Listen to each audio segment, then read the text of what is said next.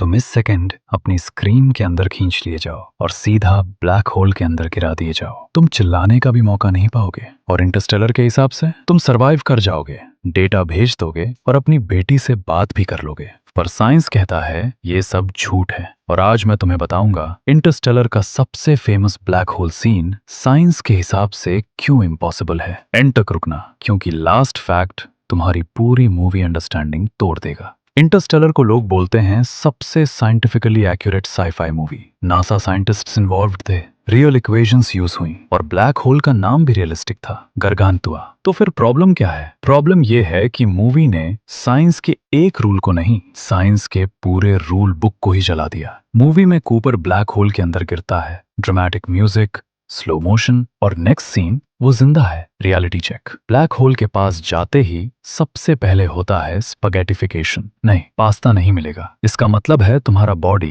पैर से खींचना स्टार्ट होगा और सर अलग डायरेक्शन में। रिजल्ट, तुम्हारा body atom by atom tear हो जाता है इवेंट होराइजन क्रॉस करने से पहले ही। No survival, no tesseract, no emotional reunion, सिर्फ इंस्टेंट ब्रूटल डेथ। और ये सिर्फ थियरी नहीं, ये हार्डकोर फिजिक्स है। और हाँ, अगर तुम सोच रहे हो भाई मूवी है यार, तो रुक जाओ, क्योंकि इंटरस्टेलर खुद क्लेम करती है कि ये साइंस बेस्ड है और जब क्लेम साइंस का हो तो जजमेंट भी साइंस से होगी। इंटरस्टेलर का आइकॉनिक सीन, मिलर्स प्लैनेट पर एक हर, अर्थ पर 7 साल। टाइम डायलेशन रियल है, पर मूवी ने यहाँ लिमिट क्रॉस कर दी। इतनी एक्सट्रीम टाइम डायलेशन के लिए तुम्हें ब्लैक होल के इतना पास रहना पड़ेगा कि टाइडल फोर्सेस तुम्हें क्रश कर देंगी। सिंपल बोलूं, अगर टाइम इतना स्लो हो रहा है तो तुम्हारा बॉडी ऑलरेडी खत्म हो चुका होता। मूवी ने चूज किया या तो टाइम डायलेशन या सर्वाइवल, उन्होंने दोनों दिखा दिए। साइंस अलाउ ही नहीं करता। और अब सवाल ये है,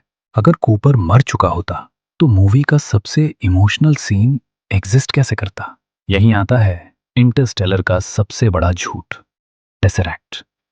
टाइम के बाहर खड़ा कूपर बुक शेल्फ के थ्रू ग्रेविटी से मैसेज भेज रहा है। देखने में इमोशनल, सुनने में कूल, पर साइंस जीरो। ग्रेविटी से पास्ट में इंफॉर्मेशन भेजना कॉजेलिटी तोड़ देता है। इफेक्ट कॉज से पहले, आंसर क्वेश्चन से पहले। ऐसा यूनिवर्स एग्जिस्ट ही नहीं करता। अगर ये पॉसिबल होता तो पैराडॉक्स एक्सप्लोड कर जाता, यूनिवर्स क्रैश कर जाता। पर मूवी ने यहाँ साइंस नहीं, पोएट्री लिखी है। सच बोलूं, ये सीन साइंस नहीं, इमोशनल ब्लैकमेल है। और हाँ, काम कर गया। अब फाइनल ट्रूथ, इवेंट होराइजन के बाद कोई इंफॉर्मेशन वापस नहीं आ सकती, ना लाइट, न सिग्नल, न इंसान। अगर कूपर मैसेज भेज सकता तो ब्लैक होल ही नहीं होता। ये फिजिक्स का सबसे स्ट्रिक्ट रूल है, no exceptions, no hero entry. तो इंटरस्टेलर गलत इसलिए नहीं है क्योंकि वो मूवी है, इंटरस्टेलर गलत है क्योंकि वो साइंस होने का क्लेम करती है जबकि वो फिलॉसफी दिखा रही है। और ये सिर्फ इंटरस्टेलर तक लिमिटेड नहीं है। Time travel, paradox, multiverse,